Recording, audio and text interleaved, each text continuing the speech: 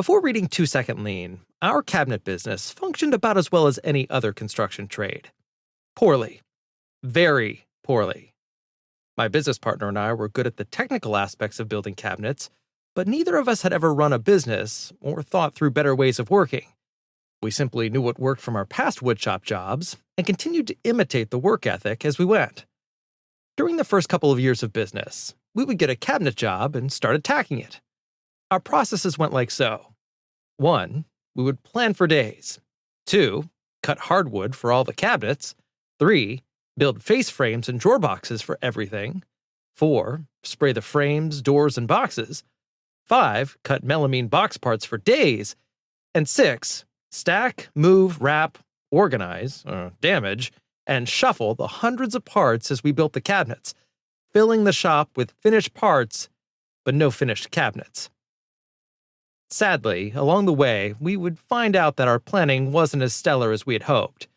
We'd eventually have tons of finished cabinets with no idea where to put them. We never knew how long it would take us to accomplish a job. We had no idea how to track time. We would simply chalk it up to the fact that custom cabinets are custom, and therefore unpredictable.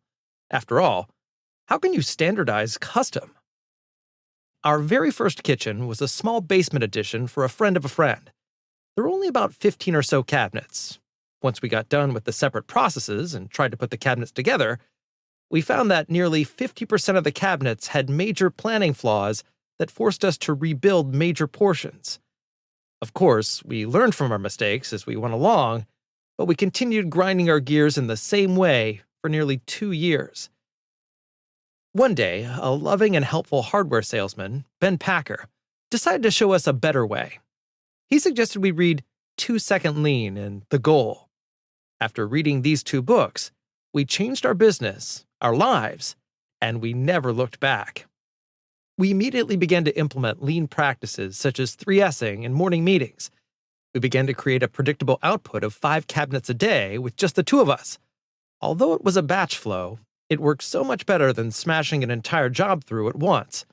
With this change, a cabinet build went from a couple-month job to a couple-week job without any help. To put it simply, we began to think.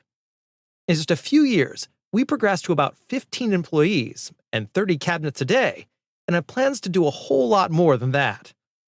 Prestige Woodworks most likely would have failed without the habits that 2-Second Lean instilled in our workplace culture. If we had survived, we would have probably been building cabinets till we were old and moldy with no hope of retirement. We were so grateful to have caught the bug before we had employees, so we could create a culture together, and then bring people into an already progressing culture. Due to the influence and mentality of 2-Second Lean, we were able to speed up our processes and get a tiny bit closer to a true one-piece flow. We have so much fun tinkering and fixing our processes, but we are now learning the most important and challenging part of Lean: other people. This new horizon is stretching our abilities and forcing us and our business to grow even more. Thanks so much, Paul, for preaching the word and sharing everything you've learned in such a selfless, frictionless, lean way to change as many lives as possible.